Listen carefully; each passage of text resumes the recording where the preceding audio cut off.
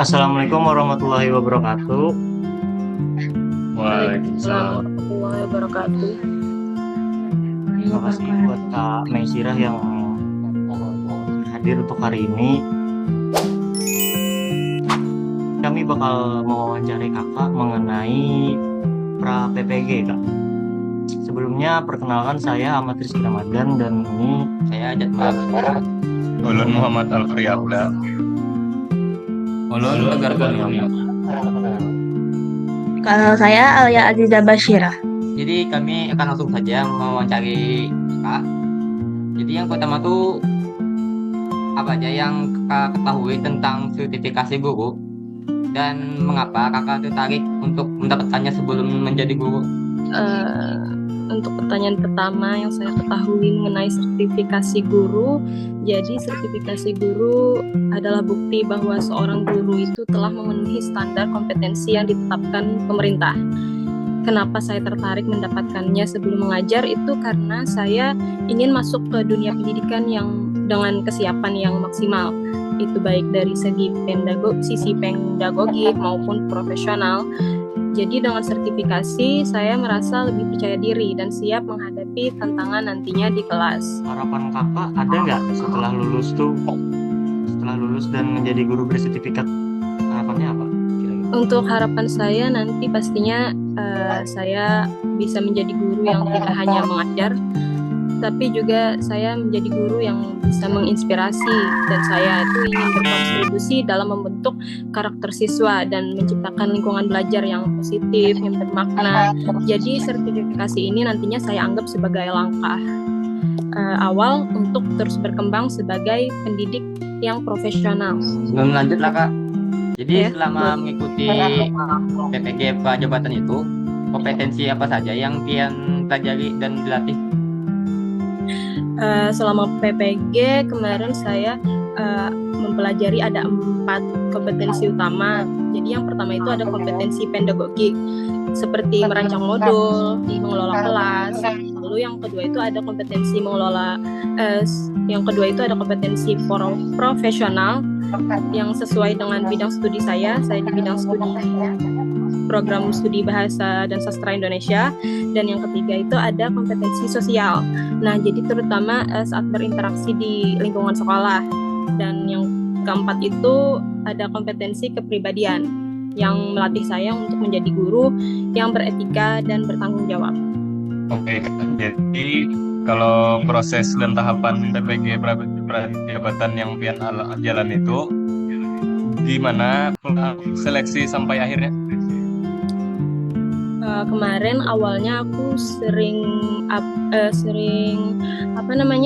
ngecek di Instagram karena tahu PPG bakal dibuka. Jadi saat dibuka saya mendaftar secara online, lalu ikut seleksi administrasinya. Setelah seleksi administrasi itu lolos, masuk ke tes substantif. Nah, setelah mengikuti tes substantif itu baru kemarin tuh ada pemilihan seperti penempatan wilayah.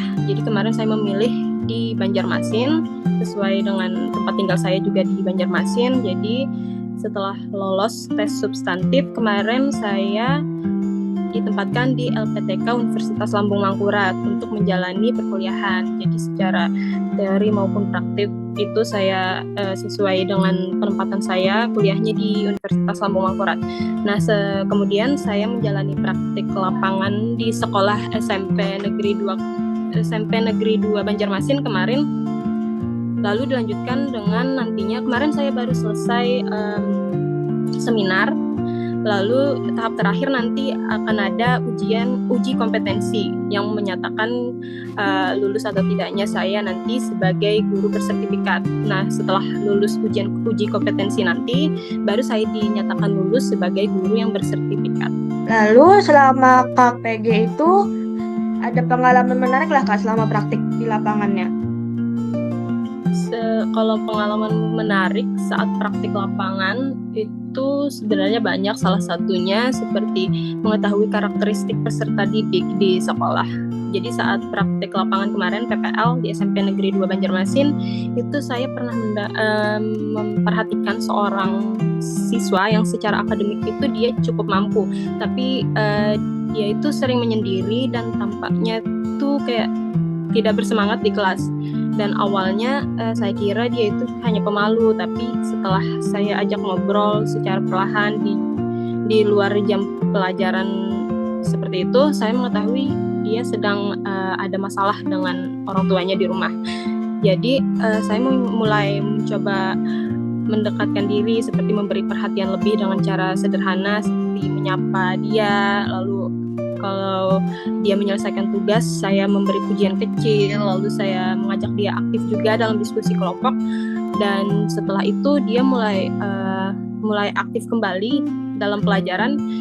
Dia juga mulai membantu teman-temannya saat tugas kelompok.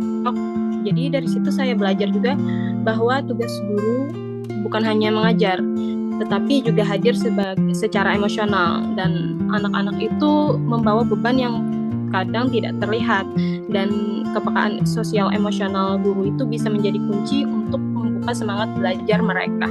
Oke Kak, terima kasih telah menjawab sekian pertanyaan dari kami. Oke. Semoga pian lulus lah Kak. Amin ya Allah, terima kasih Amin. doanya. Terima kasih Kak. Makasih Kala. Kami dapat Iya, pengetahuan baru sama-sama. bahwa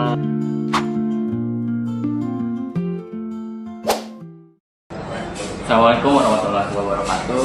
Assalamualaikum warahmatullahi wabarakatuh. Kali ini kita akan mewawancarai seorang guru yang dalam prajabatan Dalam jabatan. Jadi tanpa berlama-lama lagi, langsung saja kita masuk ke sesi tanya jawab. Sebelumnya perkenalkan nama pian dulu Bu. Ulun Sophia Hidayati, ngajar guru bahasa Inggris di SMP 1 Kota Kanyar. Ya, untuk pertanyaan pertama, boleh Ibu ceritakan apa yang Ibu ketahui tentang sertifikasi guru dan apa yang mendorong Ibu untuk mengikutinya melalui jalur PPG dalam jabatan? Sertifikasi guru itu kan proses untuk meningkatkan kompetensi profesional guru. Jadi untuk kenapa saya ingin ikut ini, yaitu meningkatkan kompetensi diri saya sendiri. Lalu, untuk pertanyaan yang kedua, selama mengikuti program PPG dalam jabatan, kompetensi atau keterampilan apa saja yang Ibu pelajari dan latih? Banyak sih yang kemampuan untuk teknik cara mengajar, Ya. terus mengatasi permasalahan-permasalahan di dalam kelas, terus juga cara membaca karakter peserta didik siswa ya. Oke, lanjut ke pertanyaan nomor 3. Bagaimana tahapan yang Ibu lalui dalam proses PPG dalam jabatan melalui dari seleksi hingga menyelesaikan program ini? Kebetulan ulun ini waktu COVID, jadi semuanya online. Jadi dari pengumuman, tapi pertama kali itu kami tes kompetensi dulu, kemudian lulus, baru dipanggil. Dipanggil, kemudian ada syaratnya kan, memenuhi syarat apa kemarin itu ya, tes kesehatan, SKCK, kemudian yang surat-surat dari sekolah, kemudian baru mengikuti pelatihan itu tadi. Kalau sudah selesai memenuhi persyaratan tadi, untuk Dalam proses pelatihannya tadi itu kami belajar mandiri di LMS. Sehabis mengerjakan semua sudah habis, kemudian baru praktek ngajar. Karena kami waktu COVID jadi online juga.